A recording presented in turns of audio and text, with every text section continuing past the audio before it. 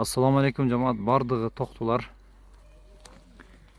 Keyinki жылдан beri çoң koyup alıp gelip sizler kalagan koçkarlardı koyup anan tuğdurup alasızlar. Balары 30 ming so'mdan to'g'anlar 8 baş.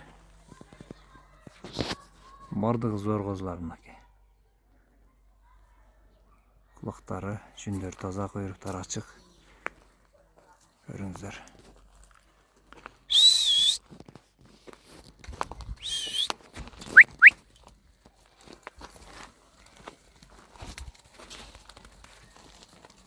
Karbanos, kuyrukları açık. Hayda bir.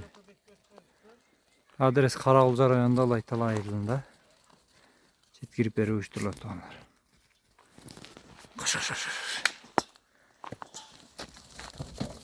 Bardığı kaçtan bir söğütte bozulur.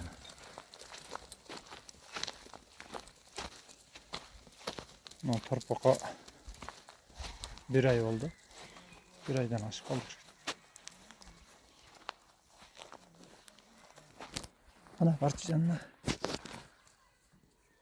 Boyları 80'in üstü.